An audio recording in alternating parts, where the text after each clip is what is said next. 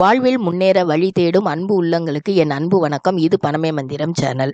இந்த சேனலில் நாம் இன்றைக்கி ஒரு அருமையான பிஸ்னஸ் ஐடியா, அதுவும் பார்த்திங்கன்னா ஒரு மாதத்துக்கு நீங்கள் ஒரு 10 லட்சம் ரூபாய் வரைக்கும் ஏர்ன் பண்ணணும் அப்படின்னா இந்த தொழிலை நீங்கள் தேர்ந்தெடுக்கலாம். அந்தளவுக்கு இது ஒரு சூப்பரான தொழில்.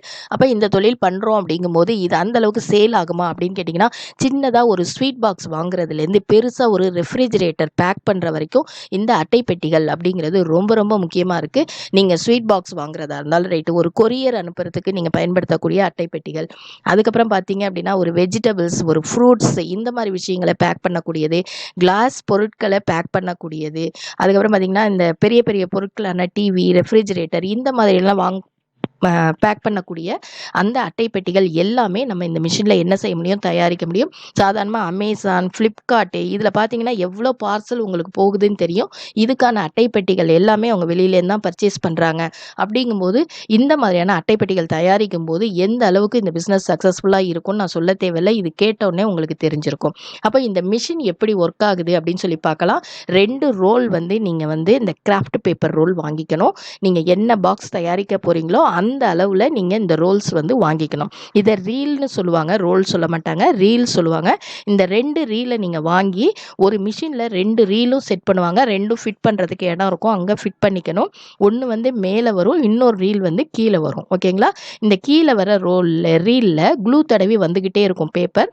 மேலே இருக்கக்கூடிய அந்த ரோலில் பார்த்தீங்க அப்படின்னாக்கா ஒரு டை இருக்கும். அந்த டைக்குள்ளே போகும்போது அந்த டையில் அது அப்படியே வளைவாக இருக்கும்ல, உங்களுக்கு கார்ட்டனில் அந்த அட்டை பெட்டியில் அந்த மாதிரி ஒரு வளைவாக அதில் என்ன செய்யும், உங்களுக்கு அந்த அச்சு பதியும். பதிஞ்சு இது போய் அந்த க்ளூ தடவி வந்த பேப்பரோட ஒட்டிக்கும். ஒட்டினா உங்களுக்கு இந்த காட்டன் பாக்ஸ் ரெடி.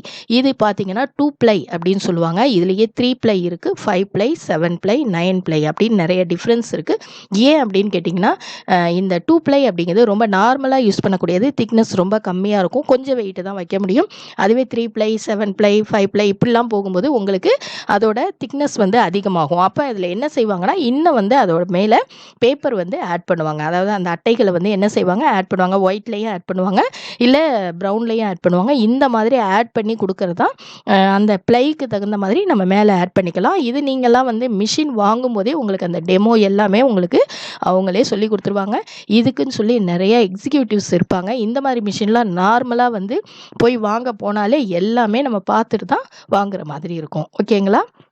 இந்த மாதிரி வெளியில் வரக்கூடிய அந்த அட்டைப்பெட்டிகளை 2 ப்ளை வேணுமா, 3 ப்ளை வேணுமா, அந்த அளவுக்கு சாதாரணமாக இதுலேயே ஒரு கட்டிங் மிஷின் இருக்கும். அதில் கட்டாகி வந்துடும். வந்ததுக்கப்புறம் அதை நம்ம ஃபோல்டு பண்ணணும். ஃபோல்டு பண்ணி அதை என்ன செய்யணும்னா, நம்ம மிஷின்குள்ளே கொடுக்கும்போது உங்களுக்கு அதில் சின்னதாக அந்த கட் பண்ணி வரும். உங்களுக்கு ஓரத்தில் கட் பண்ணி வரும்.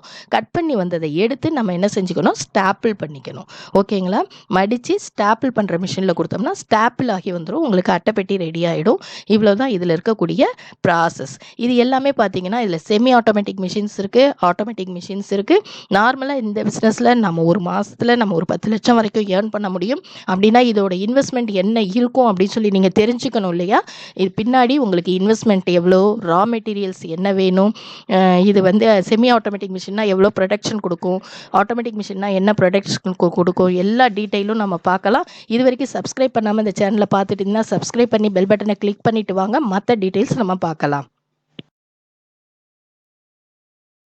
நம்ம வாங்கக்கூடிய அந்த மிஷின்குள்ளே எத்தனை விதமான மிஷின்ஸ் அட்டாச் ஆகிருக்குன்னு பாருங்கள். அதில் ஷீட் கட்டிங் மிஷின், நம்ம அந்த ஷீட் எந்த அளவுக்கு வேணுமோ அதை கட் பண்ணுறதுக்கு. அடுத்தது க்ரீசிங் மிஷின், இதில் தான் நம்ம க்ளூ உங்களுக்கு ஒட்டக்கூடியது. நெக்ஸ்ட்டு பார்த்திங்கன்னா பெண்டிங் மிஷின், அந்த மேலே அந்த வளைவாக உங்களுக்கு போடுறதுக்கு இது யூஸ் ஆகுது. அதுக்கப்புறம் கார்னர் கட்டிங் மிஷின், நீங்கள் அந்த வீடியோவில் பார்த்துருப்பீங்க, கார்னர் மட்டும் கட் பண்ணி கொடுக்கும். அதுக்கப்புறம் லாஸ்ட்டாக ஸ்டாப்லிங் மிஷின், ஸ்டாப்பிள் பண்ணி கொடுக்கும். அந்த கம்பி லைட்டாக போட்டு உங்களுக்கு ஸ்டாப்பிள் பண்ணி கொடுக்கும். அதுக்கான ஸ்டாப்லிங் மிஷின். இது எல்லாமே ஒன்றா இருக்கும். நீங்கள் பிரிண்டட் வேணும் அப்படின்னா பக்கத்தில் இருக்கக்கூடிய ஏதாவது ஒரு ஸ்க்ரீன் பிரிண்டிங்கில் கொடுத்து பிரிண்ட் பண்ணி நீங்கள் அதை இது பேஸ்ட் பண்ணலாம். அதுக்கு குயிக் பேஸ்டெல்லாம் இருக்குது. அதெல்லாம் ஒரு 10-15 நிமிஷத்தில் உங்களுக்கு ட்ரை ஆகிடும். அந்த மாதிரி பேஸ்ட்டும் இருக்குது. அந்த மாதிரி வாங்கியும் பேஸ்ட் பண்ணிக்கலாம். இல்லை அப்படின்னா பிரிண்டிங் மிஷின் வாங்க முடியும்னா நீங்களே வாங்கி கூட என்ன செஞ்சுக்கலாம், ஃபிட் பண்ணிக்கலாம். இதில் நம்ம வாங்கக்கூடிய மூலப்பொருள் என்ன அப்படின்னு சொல்லி பார்த்தீங்கன்னா, கிராஃப்ட் பேப்பர் ஷீட் வேணும். அதுக்கப்புறம் பிளாஸ்டிக் பேப்பர் க்ளூ, இது 2ம் உங்களுக்கு தேவைப்படுது. தண்ணீர் தேவைப்படும், அது நம்ம வாங்க போகிறதில்ல இல்லையா? அதனால் கிராஃப்ட் பேப்பர் ஷீட்டும் பிளாஸ்டிக் பேப்பர் க்ளூ இது 2ம் உங்களுக்கு தேவைப்படுது. இதுக்கு எந்த அளவுக்கு ஏரியா வேணும் அப்படின்னு பார்த்தீங்கன்னா, ஒரு 2000லேருந்து 5000 ஸ்கொயர் ஃபீட் வேணும். நீங்கள் செமி ஆட்டோமேட்டிக் மிஷின் வைக்கிறீங்க அப்படிங்கும்போது, தனித்தனியாக நீங்கள் மிஷின் வைக்கிறதுக்கு இடம் வேணும். அதனால் மிஷினோட லெங்த்தே நீங்கள் ஆட்டோமேட்டிக் மிஷினோட லெங்த்தே பார்த்தீங்கன்னா, உங்களுக்கு ஒரு 60 அடி வந்து நீளம் இருக்கும். ஒரு 45 அடி வந்து அகலம் இருக்கும். அப்போ எந்த அளவுக்கு உங்களுக்கு இடவசதி வேணும் அப்படிங்கிறத பார்த்துக்கோங்க. ஓகேங்களா? அந்த அளவுக்கு ஏரியா இருந்தால் மட்டும்தான் இந்த பிஸ்னஸ் வந்து நீங்கள் ஸ்டார்ட் பண்ண முடியும். அப்போ இதில் எவ்வளோ ப்ரொடக்ஷன் பண்ணலாம் அப்படின்னு பார்த்தீங்கன்னா, ஒரு ஆட்டோமேட்டிக் மிஷினாக இருந்தால் ஒரு 50,000 காட்டன் பாக்ஸ்லேருந்து ஒரு 1,00,000 பாக்ஸஸ் வரைக்கும் நீங்கள் பண்ண முடியும்.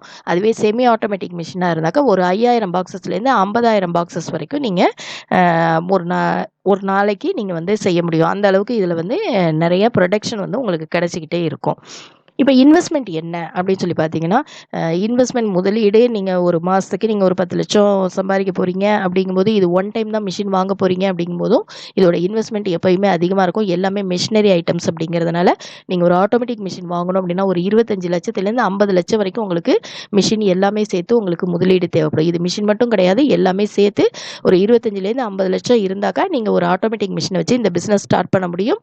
அதுவே 15லேருந்து ஒரு 25,00,000 இருந்தாக்கா செமி ஆட்டோமேட்டிக் மிஷின்ஸ் வச்சு நீங்கள் இந்த பிஸ்னஸ் ஸ்டார்ட் பண்ண முடியும். இதிலே இபி கனெக்ஷனுக்கானது, மற்ற மற்ற பொருட்கள் நீங்கள் வாங்குறது எல்லாமே இதில் உங்களுக்கு அடக்கமாயிடும். இடம் மட்டும் இதில் வந்து சேராது. ஓகேங்களா? இந்த அளவுக்கு இருந்தால் மட்டும்தான் நீங்கள் இந்த பிஸ்னஸ் என்ன பண்ண முடியும், ஸ்டார்ட் பண்ண முடியும்.